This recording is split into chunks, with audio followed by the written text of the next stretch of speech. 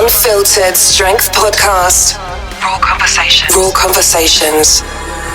Real strength. Real strength. Real With your hosts, Zach Price and Connie Nightingale.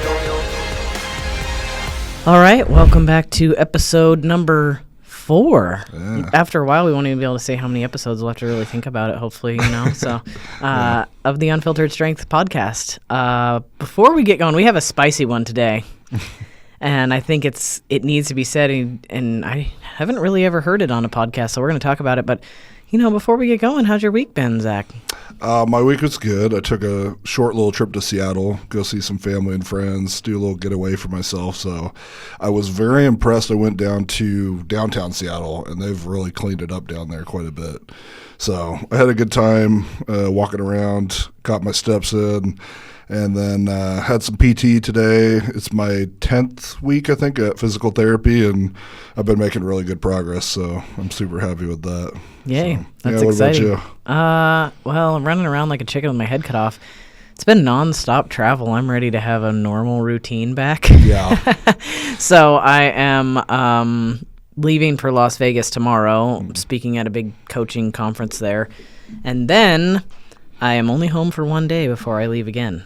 Where are you going next? I am working at a powerlifting meet in Montana. So. Okay. That's drivable at least. Yeah, right? I'm going to drive, but still my schedule, like getting anything done is pretty rough. So, so, and then adjusting to a new training schedule, which has been interesting because I'm taking a break for a while from actually like powerlifting. I say that, but my favorite thing to do is to squat, bench, and deadlift, right? Significantly switching things up, doing cardio. I've got some physique goals I want to reach. I want to be a lot more athletic, and so completely change my training.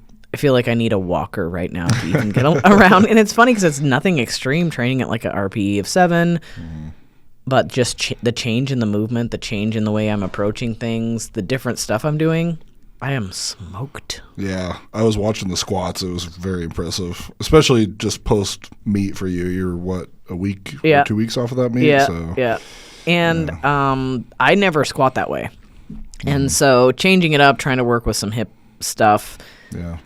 But I was real strong that way. We're about the same strength on the free weight squats right now. Oh, so. Perfect. I like that. That's good. We don't have to unload the bar too much if we go train together. Yeah, I was about to say I could hop in with you next time. Yeah, I love it. Bow bar, that was fun. I haven't done that in a while. Been doing a lot of fun things. Did some Boris deadlifts today, which was cool. What's a Boris deadlift? I've never heard of that. So you need to get your wedge just perfect, and then you wedge up to you basically lift it to the knee. Oh, okay.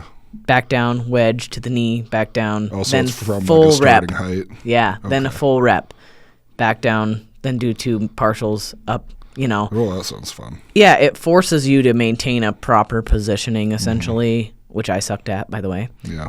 And, you know, so I'm working on all these really weak points that I have, doing some crazy stability stuff. Like, I actually had a ton of fun this week with training, and I haven't I love training, so I shouldn't say I haven't had fun, but I haven't been able to bridge outside of the normal routine for a long time, and doing all sorts of different things has been like a total blast. So I'm excited about that. It's nice when you get to go back to that, especially off of a training prep for a show or competition, because it is, you know, that hardcore sometimes focusing singularly on what you're doing, how much weight you're moving, and you have to stop having fun at certain points and, you know, just really grind through those times of your training. And, you know, so when you get to step back and enjoy it a little bit more, you know, it gives you a different perspective on training and allows you to do other things that, you know, different movements and things that you haven't been doing. So absolutely. And here's a really cool thing. We all know we're a victim of our own expectations. And because I'm not a raw squatter, and there's a lot of things that I haven't done because I have funky mobility patterns, I'm now doing things I never do. I have no PRs. I have no nothing. So every day I can just go in and have fun, and it's a PR. Yeah. And it's a PR and fun also. And I asked my coach after I had those really strong squats on Tuesday, I was like, when can we max out on this? I really want to see what my ceiling is here.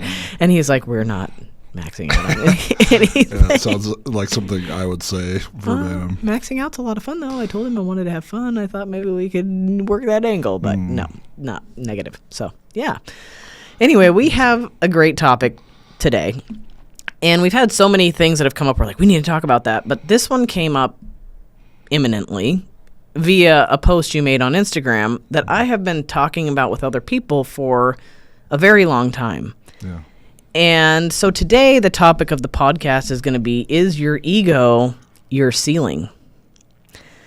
Because we see this a lot. Yeah. Not just in strength, but you see it everywhere. You see it in people's career paths, leadership. You see it in nutrition, big time. I can think of a lot of examples of this. And so you posted something the other day that hit me deep. I'm going to read it because I think it's important to read. But a lot of people's ego becomes their ceiling. It becomes something that keeps them from learning, which is detrimental to not only themselves, but the people around them, the athletes they're coaching. If they are an athlete, it's detrimental to their progress. So I'm going to read this. It says, something you see a lot these days are people telling you what they know, showing pieces of paper or certificates that they were taught something, so therefore they know, and they know better than you know. And you said, I've been in this space for 15 years now, and when you've been involved with something very long time, you see and hear a lot of things. Here's the thing about people that know things and have it all figured out. They don't. And in fact, they have really done is stopped learning. They've stopped growing. They've stopped being open to new ideas and concepts that could benefit themselves and the people they are wanting to help. And it's a big, long post, which is excellent. Go check out Zach's Instagram and read it. But the gist of it is in that first paragraph there.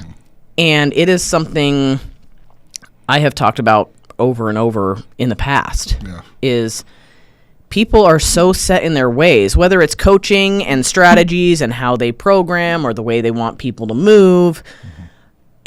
Like, it is holding not only them back from becoming a better coach, but it's holding their athletes back as well. They're not open-minded. They're stuck on certain things, like they're stuck on linear programming or conjugate, or I don't know what in strongman speak we have with these things. But even from a nutrition standpoint, I know people out there, how many people do you know they're like diehard keto? And they're like, look at me, I look great. Keto is the only diet.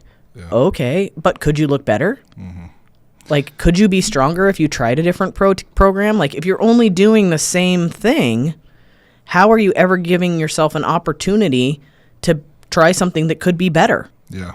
It's just like food, right? Like, you might eat at some shitty hamburger joint and you think it's the best hamburger you've ever had, but then you try a new place and you're like, damn, I'm never going to that other place again. Yeah. I think oftentimes you see with trainers specifically, or just people that, you know, are experts in a field, is that it's their way or the highway. And, you know, I guess what I was really trying to get at with that post is that I'm a person who I've always challenged authority my whole life.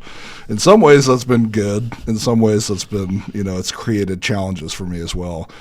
Even growing up in school, it was like challenging my teachers and really rethinking how you go about applying knowledge. There you go, a little closer. You know, how you apply knowledge versus how you interpret it. I think oftentimes you have these coaches that are telling you how to do things, but they've never actually coached somebody through those things and gotten them to that goal or done it themselves. So at that point, you're basically just regurgitating knowledge that you've interpreted through learning. So yeah, and it's funny because I've trained with some of the biggest, strongest training crews in this country, which has been the coolest thing ever because I've gotten to watch all sorts of different things. Other things I have noticed, though, when I train in other environments is the regurgitation factor. Yeah. Yes, there are certain things that hold true for everybody or for, you know, the majority, but for somebody, it might not hold true. And so if we're regurgitating these same technique patterns, these same things, and we're not taking into account the individual in front of us, then we could be detrimental to that individual. It's funny, I think of the very first time I was exposed to this and really realized it is when I was bodybuilding. Yeah. I had an IFBB Pro coach, and she thought because she was an IFBB Pro, she was the best thing on the planet. And I remember I was struggling with some things with my posing, and there was this huge posing seminar going on, and I was like, yeah, I'm going to go to this posing seminar over in Seattle. And she was like, why would you want to do something like that? You have an IFBB Pro coach. She knows what she's doing. She didn't get here by not knowing. And I immediately remember my brain was like, but what if somebody just says something different and I understand it better? Yeah. Or what if they have a different approach? Like, immediately I was turned off. I was like, kind of like, fuck you. You know, like here I am trying to be a better person and expose myself to different opinions on things and reach the summit, you know, and here we have somebody being like, nah, I'm the best. You have everything you could need. Yeah. That is holding you back. Yeah. For sure, I agree. I think that there's no limit to knowledge, right? So we can always learn different things. That doesn't mean we necessarily have to go down that route of what we are learning and just directly stick to that. But it doesn't hurt you to have more knowledge. It doesn't hurt you to go down different routes and different, see different approaches. Because when you're doing that, then you're just basically building knowledge across the board. Does, A work for me, or does B work for me, or does C work for me, right? So that's kind of the way I see it, And the outcomes. This is something that I've experienced in the last couple of years. I've done some coach hopping, as much as I hate to say that, but like we've said in other podcasts, I learned something from all of these people. It wasn't there was nothing negative about it. I learned different things, different approaches, different ways of seeing things. And even though at times in training I was like, oh no, I'm not sure about this, I saw it through to the end. Yeah. Because you don't know what the outcome could potentially be. Yeah. And so if you don't follow through with the process, how do you truly know if it works for you or if it doesn't? Yeah. Yeah, I just have a problem being around people too that it's their way or it's not going to work, right? And so I think that is part of the experience of, especially being a strength athlete, is you have to figure certain things out for yourself. I mean, you can have a coach, you can have a specific program that you're following, you can have all these things in order and have this direct path that you're going down, but maybe that's not the right path for you all the time. Sometimes you have to stray from the path to figure some different things out. Yeah. So absolutely. And then we get into the concept of individuality. And that's another thing that a lot of people in the coaching industry tend to forget. It worked for them, so it must work for everybody that works with them, right? How many people handle things like that when they could be entirely different individuals? You see this with not just strength sports and powerlifting and strongman. You see this with nutrition. You see this with medical stuff, chiropractic, rehab, PT. If you were to give everybody the same damn diet, not everybody is going to do well with that. And I'm sorry, even if it's not physiology, there's psychology involved. Yeah. I mean, it might be two of the same people, but maybe they have a different mindset around it. Maybe that's where the shift needs to happen. There's so many pieces of this that are incredibly important. So the reason we're talking about this today is please leave yourself open to being better. Even if you're a coach, if you're an athlete, if you're a business owner, whatever you are, there is always a potential to learn from other people. They can be the dumbest person on the planet, but they probably have some valuable something in there. Yeah. I even have a great example of that from this last weekend at the Empire when I was coaching one of my athletes and kind of working next to a guy that was competing, and he's a full-time coach as well. And I was, we were in conversation, and I was telling him, I know how to do leg drive in my own bench press, but teaching that to somebody has been difficult for me. And it's a difficult thing to teach, right? It's there's lots of ways to go about it, and he kind of gave me some advice, but at the same time was, saying, I hope that doesn't offend you that I'm giving you advice. Of course not. It doesn't offend me, because I'm a person that I'm always open to new knowledge and new techniques and ways to apply that, right? So I think that knowledge is power. I think that the more we can learn, the more we can adapt our own techniques and ways to go about things is better. And so the people that I think stop in that growth of either with their coaching or their own training is they are locked in on this one way, this one method. And we see this often with methods in strength. Is we have the Juggernaut method or the West Side method, or it's not that those people were open to other ideas or concepts or ways of training, but you see that real frequently in the strength community, right? It's just this one way that you're going about doing things. And I think, honestly, some of the best coaches that I've been around and the best athletes are those people that are taking little bits from all of these people, right? And they're applying it to themselves. Absolutely. And let's be honest, we're all human. So I get very guarded when I hear people state they're an expert in something. Yeah. I've been called an expert in things. I'm like, no. Because we are only human. Yeah. There is the human factor. We can only be so good at something. You can be very good at something, but you could easily miss something. It's just like reading a giant paragraph. Everybody's going to see different words on there. And I might see an instability on someone somewhere, and then maybe somebody will walk up behind me and be like, oh, wait, but did you see this? No, I didn't. I was so focused on this piece over here. Thank you for bringing that up. There is always something special about having different eyes on things and different opinions. I find it hilarious. I'm speaking at this conference, as we talked about in the beginning, and the guy that's running the conference, very well-known guy in the health industry, and he posted in his stories that somebody commented on the conference advertisement, essentially, and they were like, yeah, sorry, bro, I wouldn't go to an event like this unless I was the speaker. And I was like, what? Talk about an ego. Like, you're going to an event with dozens of really good people. At last year when I went, there were plenty of people that had differing opinions on things. One person would say one thing, one person would say the other thing. They were completely opposing subjects, but who knows what they were opposing for? Yeah. Maybe it would work here and not there. And it was really cool to see the differentiation in people's opinions on things. And to me, that kind of comment just says you can't learn anything. You know it all. And like I said, anybody that claims to be an expert in something, I would run away as quickly as possible. Yeah, I definitely agree. I think to a certain extent, coach has to, or just somebody that specializes in a field, right?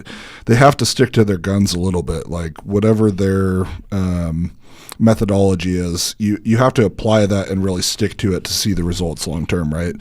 But that doesn't mean you can't be open to new ideas and concepts and, ways to go about it. And you see that just a lot in human nature, right? Is you see people that they only have one way to go about doing things, and when the ego gets involved, and when you think that you've reached the peak, I think human nature, for some reason, we all just have this idea that one day I'm going to get here, and that's where I stop, right? And that's the problem with people is, one day I'm going to get to this, and I'll be happy, or one day I'm going to get to this amount of knowledge, and that's all I need to know.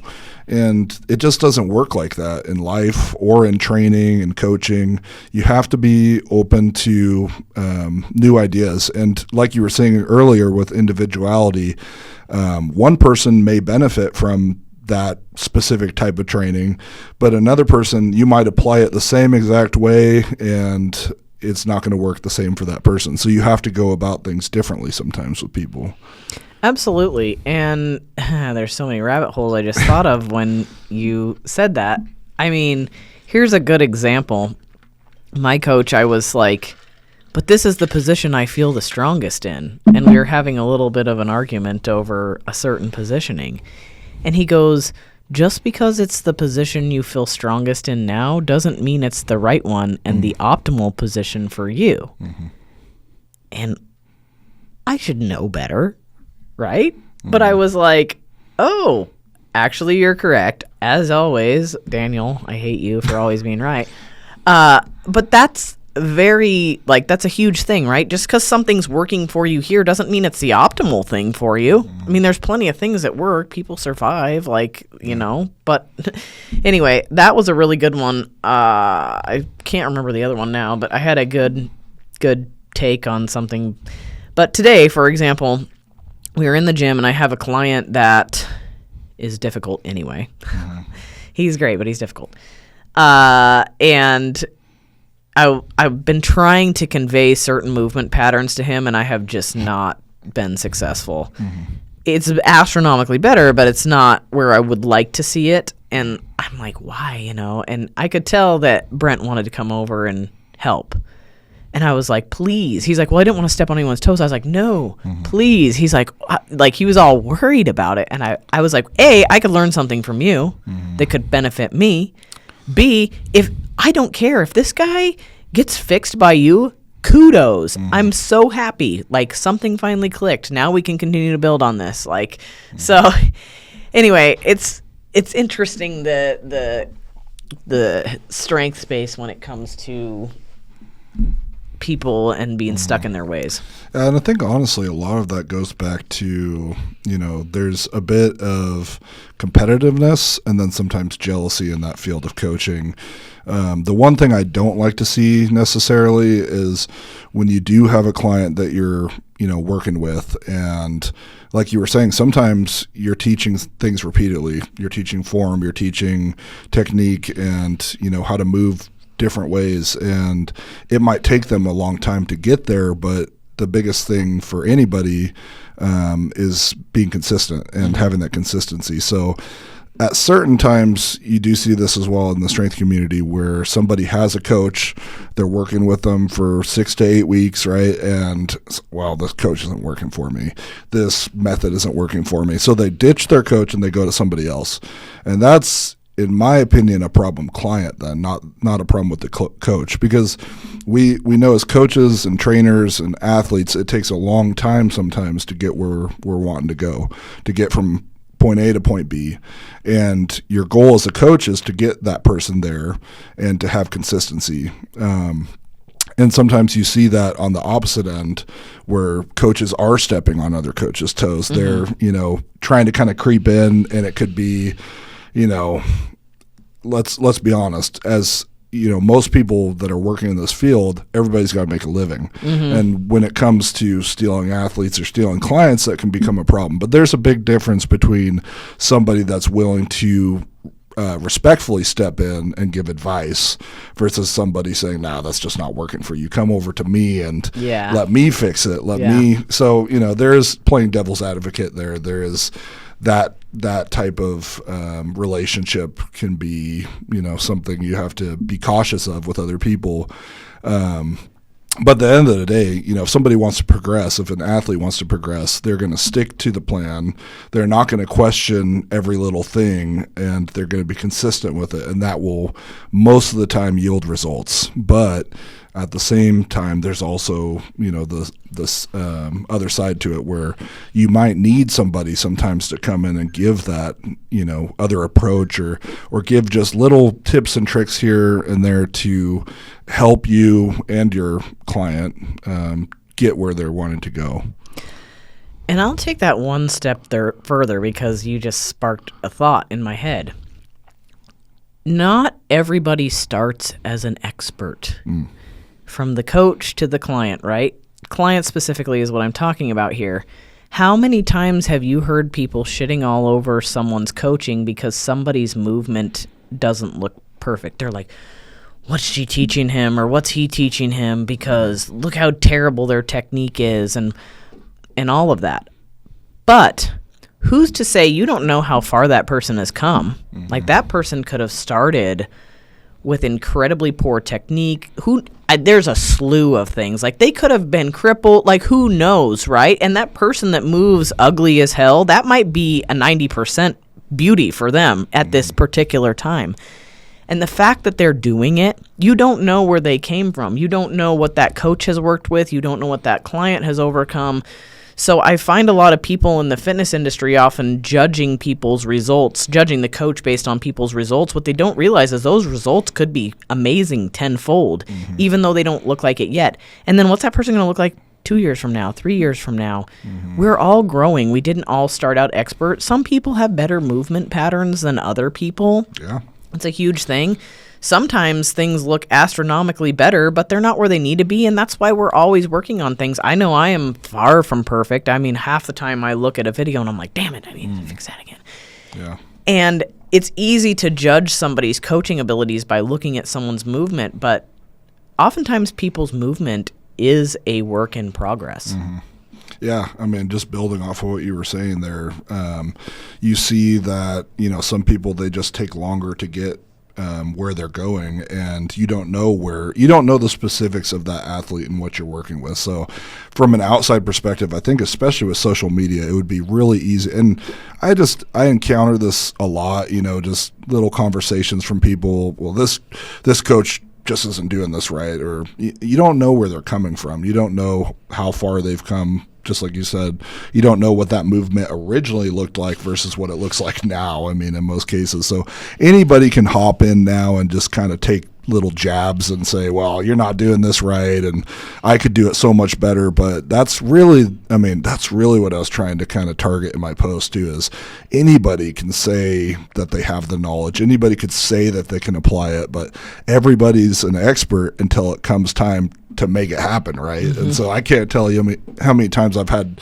people telling me how to, and it's not to say I am always open to advice. You know me, like when somebody comes and gives me advice, I am listening. It's not like I'm just brushing it off my shoulder and saying, oh, I know because I did this. It's even when people are coming at my deadlift or my grip or anything, I feel that it's important to listen and really hear them out.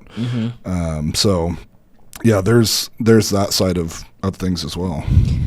Yeah, and another thing to talk about that's in this subject that I also think is important is how often do you see a person switch coaches and the new coach wants to tell that person, or maybe they haven't yet. Here's a prime example.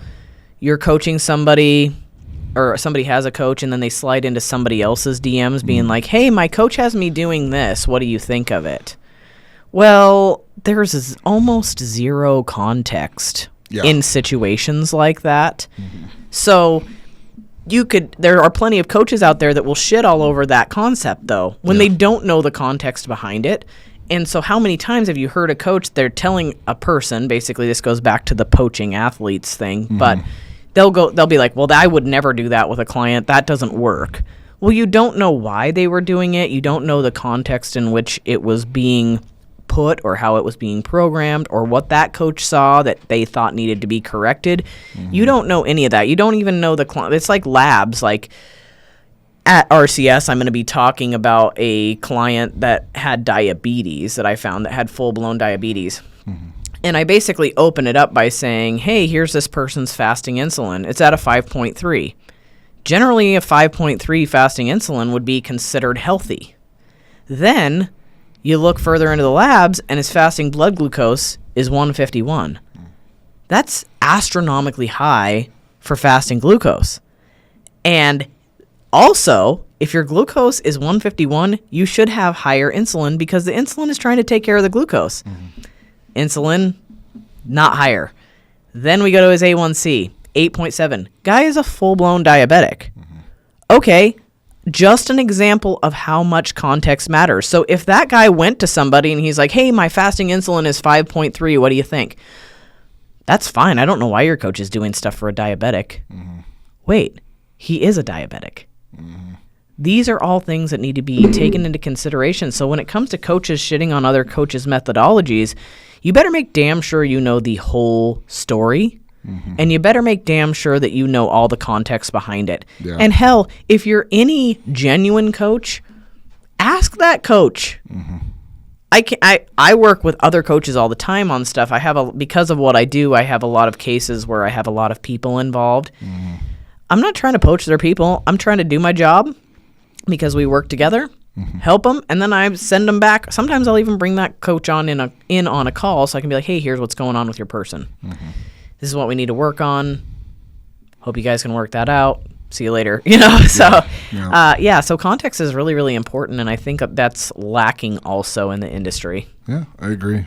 Yeah, I mean, I could take plenty of examples of athletes that I've talked to, and you know, there's always a concern because their motive is to get better, and they're trying to figure out every option, every which way to get better. And so you oftentimes hear those athletes questioning their coaches, questioning their process. And you know, I think I can almost put myself in their shoes because I've been that athlete. I've been the person that questions authority, that questions the program. But if you're constantly questioning everything that you're doing, then you're not going to be able to build consistency. So it sparked a thought that I had, and that is also when we're looking at social media, it's easy to look at everybody's highlight reel.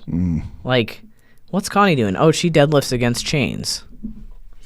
Then ask your coach, like, why am I not deadlifting against chains? This lady's really strong. She's deadlifting against chains. You don't know.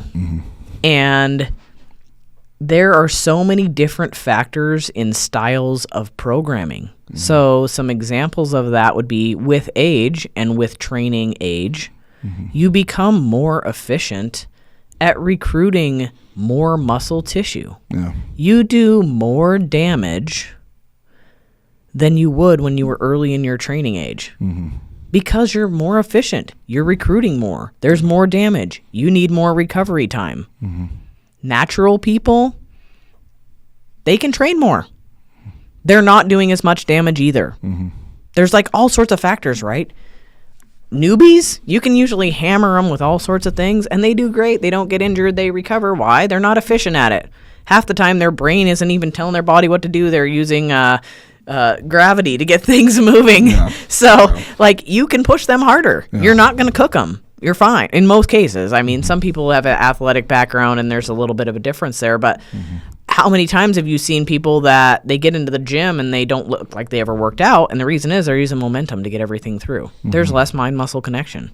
So, training age, enhanced or not, all of these things, they make a difference. I mean, physical age, crap, you know. There's so many variables. Yeah. So anyway, I think that that's a good topic. Keep in mind, your ego can be your ceiling. And don't let it be. Be open to a lot of other things. And, you know, try new things every once in a while. I agree. I can't agree more. Yeah. So I think that's pretty good as far as that goes. What else do we got for today? I don't know. I know you were talking about some coaching stuff. I have a couple things in my notes. Let me see. I know we at were least related, kind of related to the topic that we're talking about right now. I think the other piece of programming and things like that is I think there are good coaches that are just coaches and they coach people. I don't think being a good coach is just writing a program. And there are so many coaches out there that they write the program and they're disconnected from the rest of the client's life. To me, that's a programmer. And then we have coaches out there, and coaches are the people that are like, how do you feel about this today? Are you crashing out? I know I tried to be good, but after a couple of rough years, there were definitely times of frustration where I needed somebody to be like, actually, look at it this way. I think that's important. I'd say building off of that too. So one thing that I have noticed is that there's a surplus of athletes, right? In strongman and powerlifting, there are lots of great coaches out there, but those great coaches only have time for so many athletes, right? So that means that there's other coaches that have to step up, right? And so you have to kind of finally look at what they're doing. Are they just somebody that's just giving you a program, right? I would say if that's what you're getting from your coach, you already need to be a pretty high-level individual to just receive programming and not any feedback on your lifts. No technical feedback, no feedback on the movement, no feedback on what's going on in your life, because that's all you're going to be getting out of them, right? It's just the program. And so for most people, that's not going to work. So you have to kind of have an idea of what coach you're getting yourself into and what they're going to be giving you, right? Absolutely. I think that's also a very important factor of things. Yeah. Yeah. So, and then coaching people, there's so much psychology involved. Mm-hmm.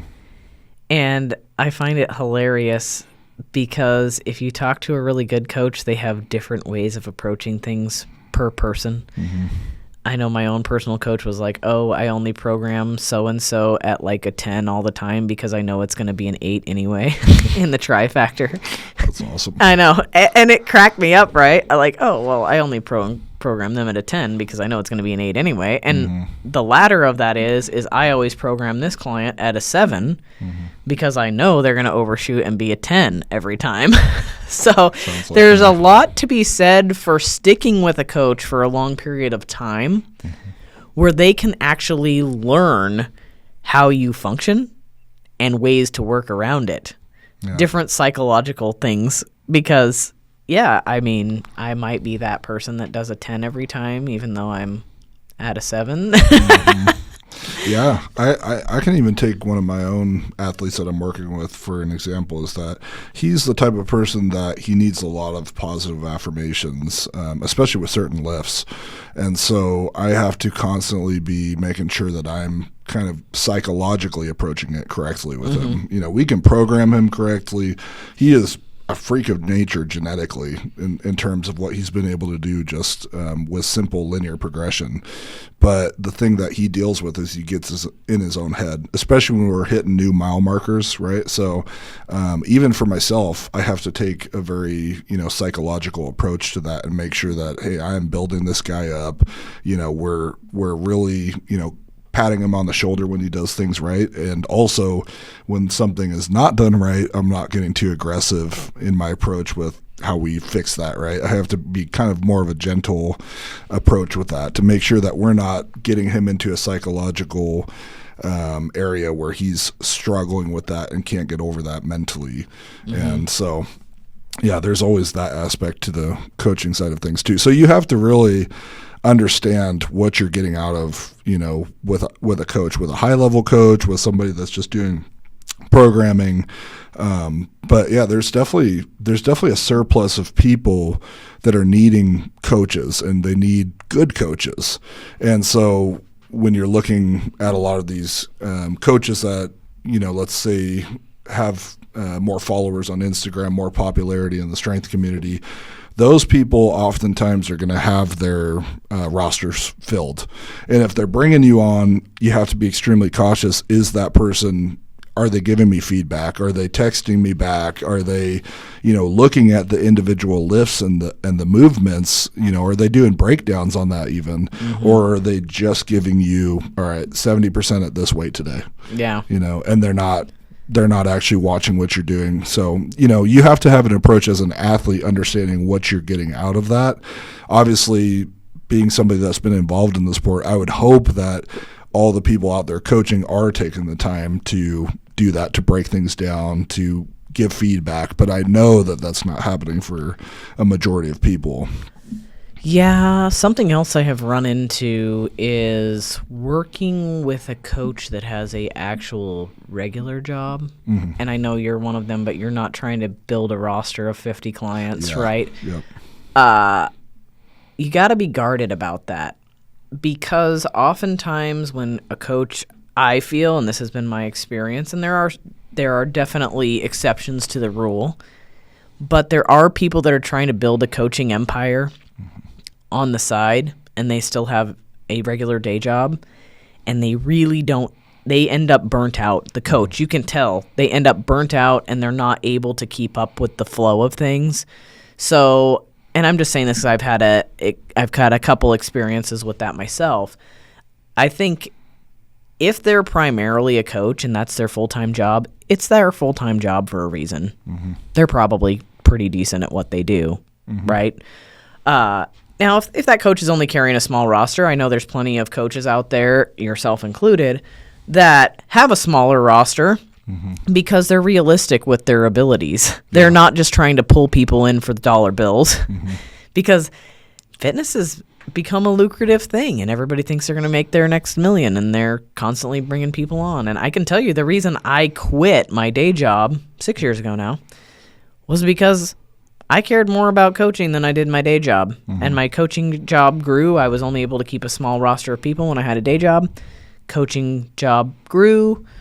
And then I was like, I can actually give all my time to these people now. Yeah. And it changed how good I was as a coach, because I wasn't trying to text somebody back in the middle of working with on a person's teeth, because that's what I did for a living for 14 years, on my breaks and things like that. And I wasn't trying to rush things, and I wasn't trying to rush it when I got home, or wasn't getting home from a day job where I was mentally, emotionally, physically completely exhausted, and then having to think of something for somebody else. Yeah.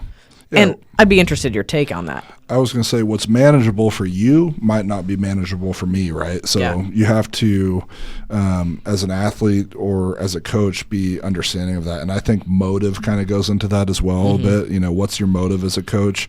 Are you trying to make a living, which everyone has to make a living, right? But then you definitely see, you know, let's take the online Instagram coach, for example, somebody they're clearly just trying to get as many people to buy their program, or, you know, what is a thing that they do where comment this if you want to be on my team, or if you want to, get on my program, right? It's those people that you have to be really weary of. I mean, I personally, when I'm looking at who I'm going to be working with, is what are they getting out of it? Me being their client, right? You know, obviously I'm paying them, obviously I'm helping them, stabilize a career and build their career, but do they care about me as an individual and my progress? Because that's important to me, right? I want to make sure that I'm working with somebody that is on my team, they're watching what I'm doing. I don't need to be babysat. No. I'm a high-level lifter that has a lot of experience, that has a lot of knowledge already, and I did most of my career without a coach.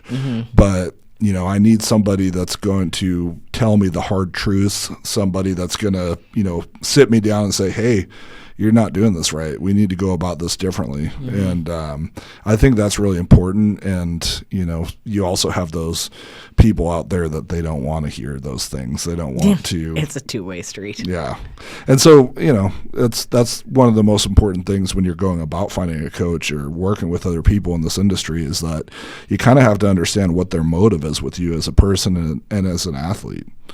So I will say, one of my favorite things ever, and it has been ever since I started in strength sports, bodybuilding, whatever it might be, the coaches that are doing it, it might be their way of living, but they're doing it for passion, because those are the ones that are crying with their athletes when they win.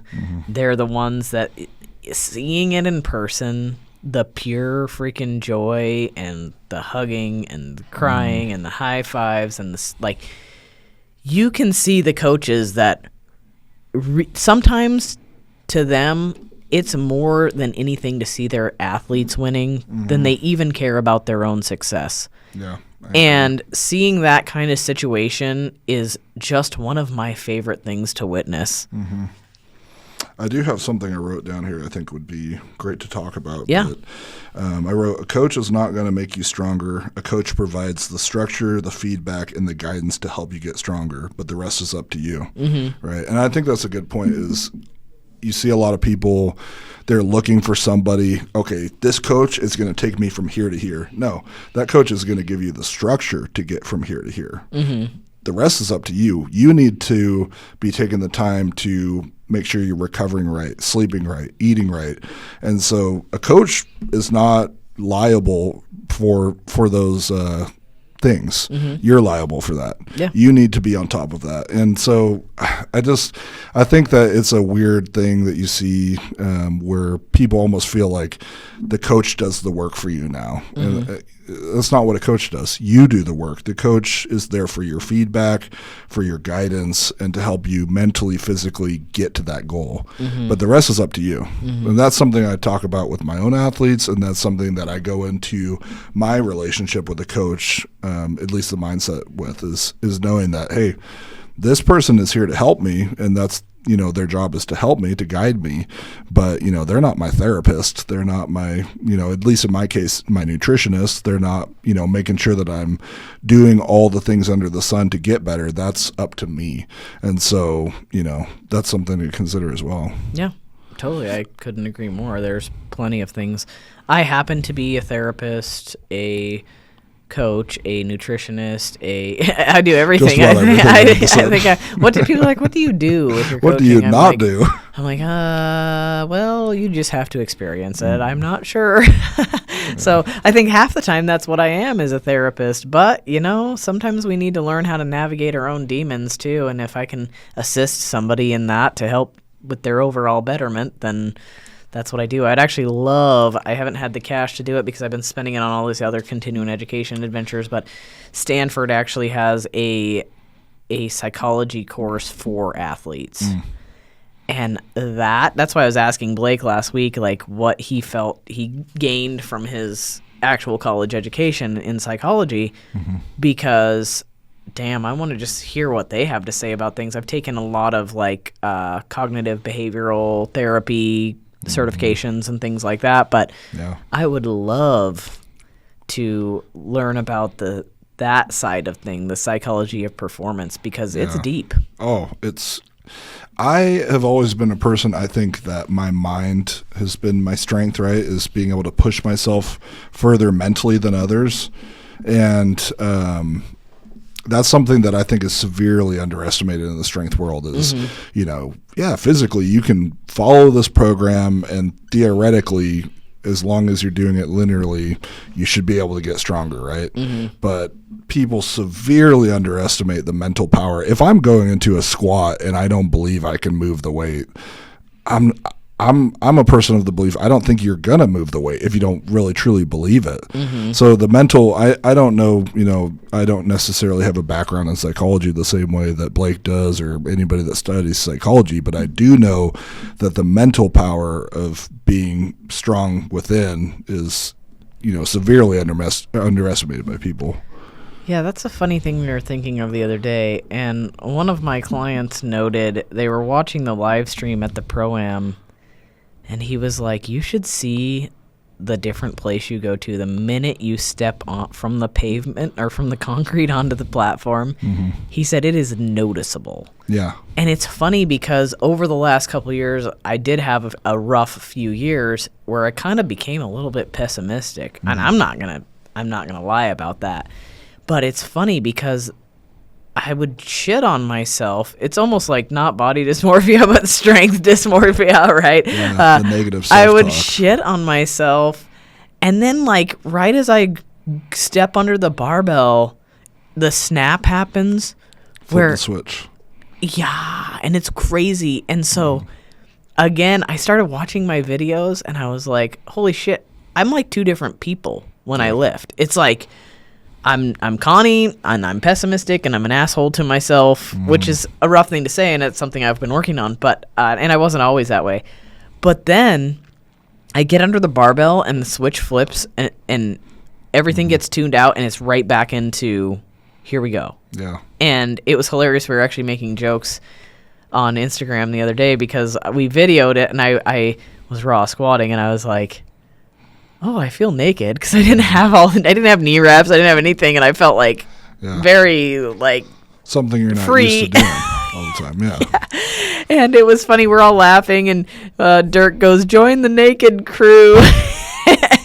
And it was funny because I'm laughing, and I step under the barbell, and as soon as I brace, the alter ego, Doctor, which one is it? I don't know if it's Dr. Jekyll or Mr. Hyde, but he was like, holy shit, you should have seen your face. You were laughing, and the next thing it was like, oh, there it is.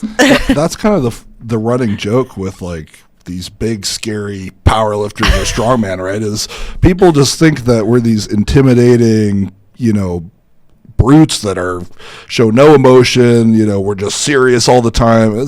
Couldn't be further from the truth. Is a lot of times backstage at these big shows we're messing around, we're having a good time, sharing our snacks with each other, sharing stories, smiles, and just relaxed. And some of the nicest people I've ever met are these big, strong, scary dudes, right? Or powerlifters, strongmen. But that's something that I learned from an early stage in my lifting career was I actually had a bodybuilder that kind of took me under his wing, and he gave me that conversation. It's like, we can sit here and chat in between sets. We can have a good time and tell stories or talk with each other. But when I start my lift, that's when I flip the switch. And he said, I go from this nice guy to being focused and being, making sure that I'm getting done what needs to be done and working towards my goal.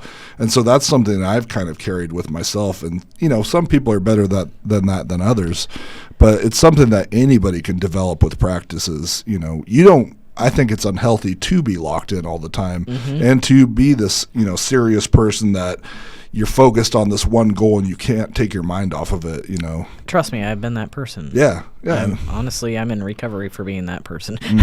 Yeah. And so people that are highly motivated individuals typically struggle with that. And that's partially why I think I have sleep problems, right? Is, I'm so focused on what my goals are, I can't stop thinking about what can I do differently? What can I do to get better?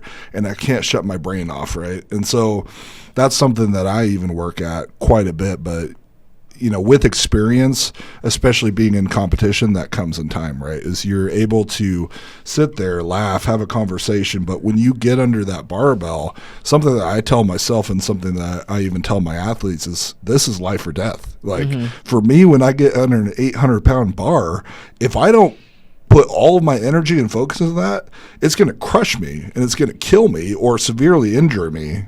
So what option do I have? I have no other option than to flip the switch. Otherwise, I'm getting crushed.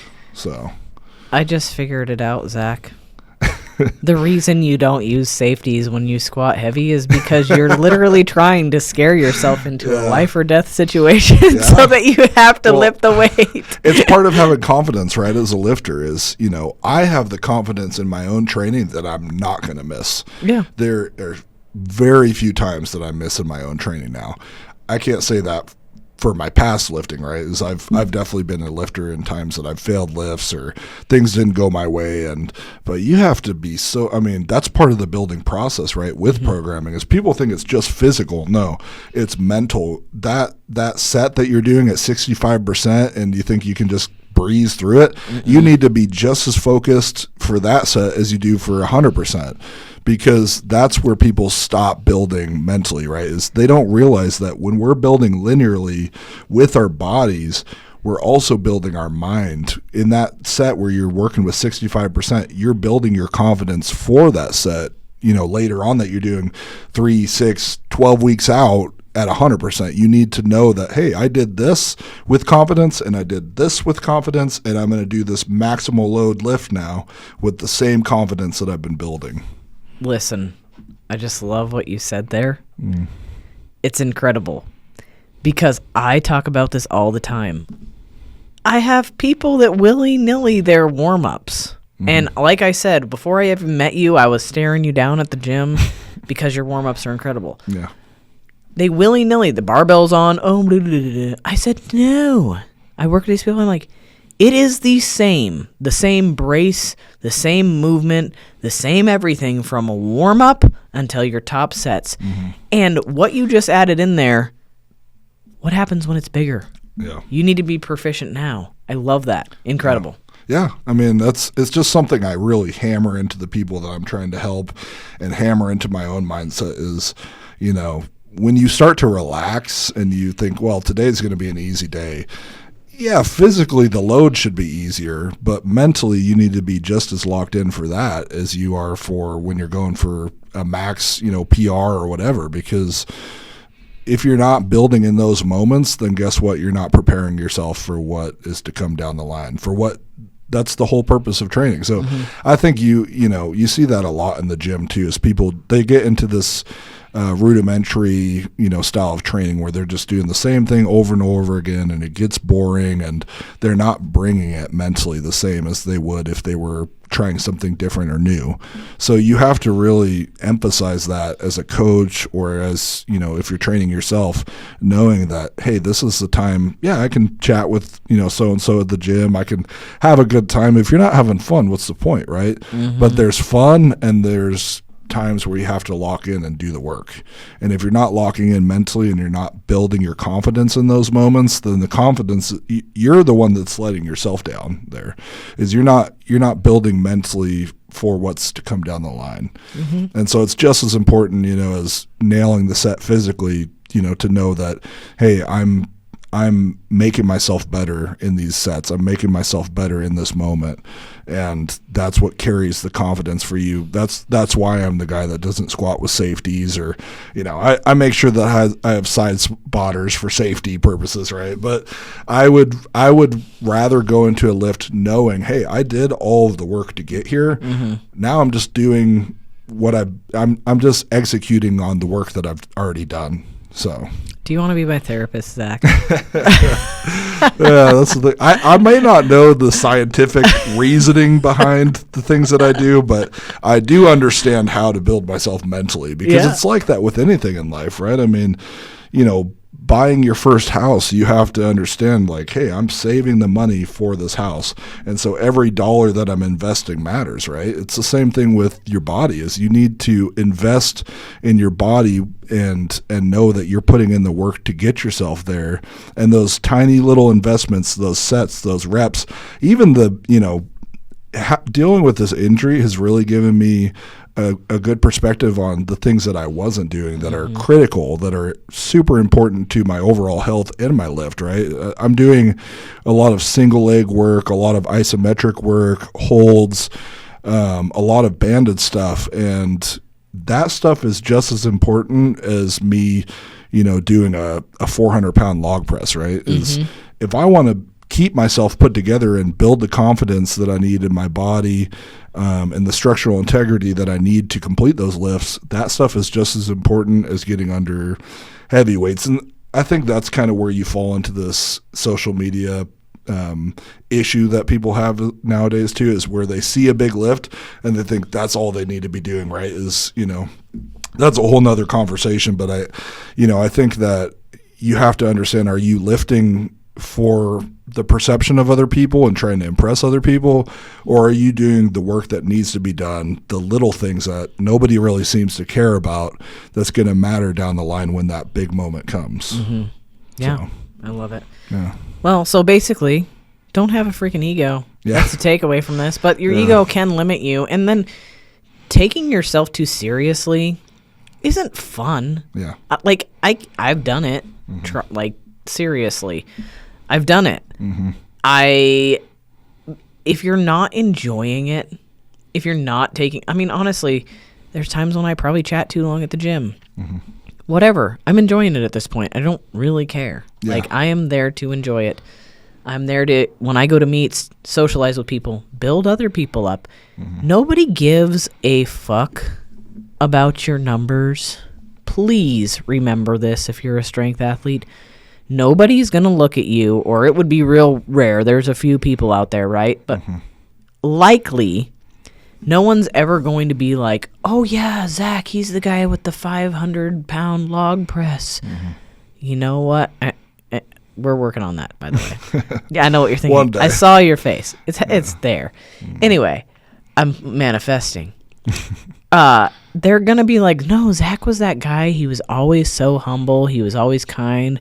He top-notch competitor, highly professional. I've seen you in action, so I can say all of these things. Mm-hmm. They don't care about the numbers. They're going to remember you for the human being that you are. That's such a great point. That's something I was really thinking on the other day is, as a strength athlete, who has the biggest impact on me? And it's never the people that have the best numbers or have the most achievements or accomplishments. It's been the people that have been kind enough to take the time and help me or listen to me or just be there for me. Mm-hmm. And so that's something that I'm actively working on in my own life is how can I be a better person? How can I help people for free, or how can I just be that person that shows up and makes a difference for somebody in their life? Because that really, at the end of the day, is what we're remembered for. Not that I necessarily care about people, remembering a legacy in my life, but just being a person that someday somebody can look back on and be like, yeah, that guy helped me. He was really nice to me.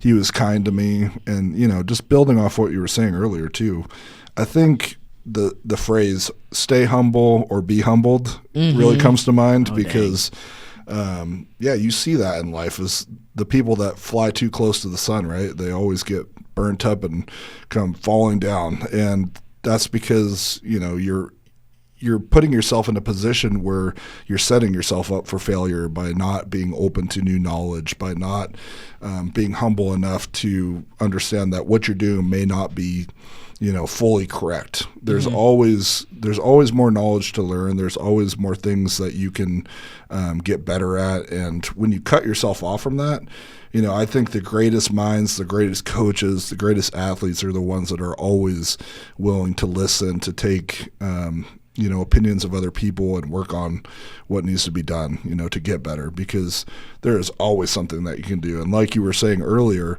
there's always something that you can PR at, right? There's always, I can PR at my single leg pistol squats, or I can make even my bar speed better at this weight than it was, a couple weeks ago. So there's always something to get better at, and that goes for the willingness to increase your knowledge and to increase the way that you go about doing things, right? Yeah. So.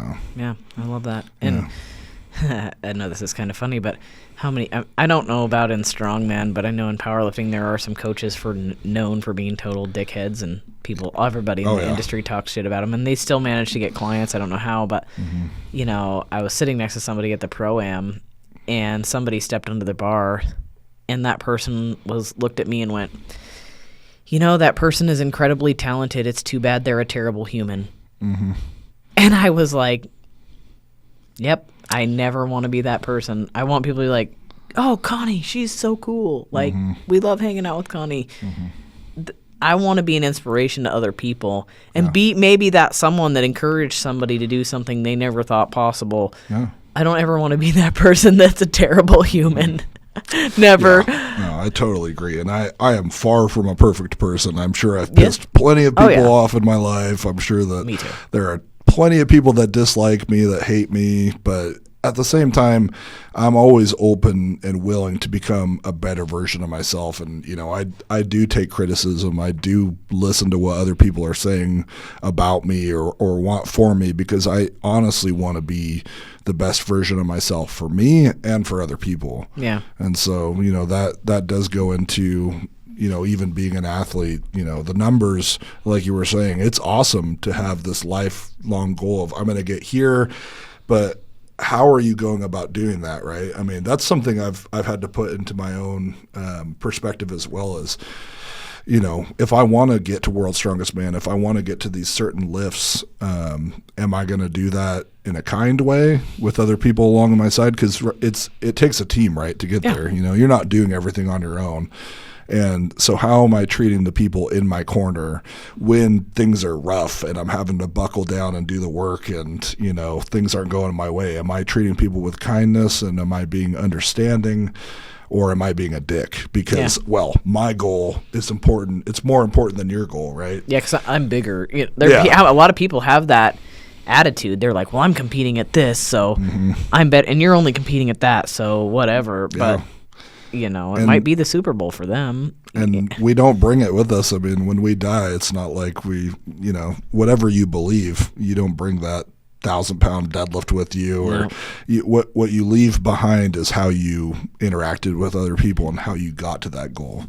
And so, there's the athletic side of me where I can respect a person and what they've done athletically in their sport, but I think personally, and for the most part, most people really respect a person for how they treat other people and how they're going about getting to those goals. Are they being a dick about everything and their focus is solely on them, or are they, being kind to others and still able to compartmentalize, how they treat other people versus what they need to do to get to their goal and to accomplish that. So.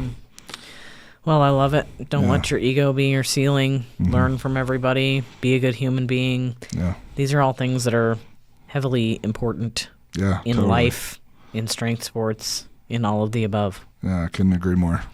Well, this has been fun. So thanks for tuning in. Yeah. Hope you guys enjoyed our rambling about ego and all the things in between. And we will see you next week. Awesome. See you guys.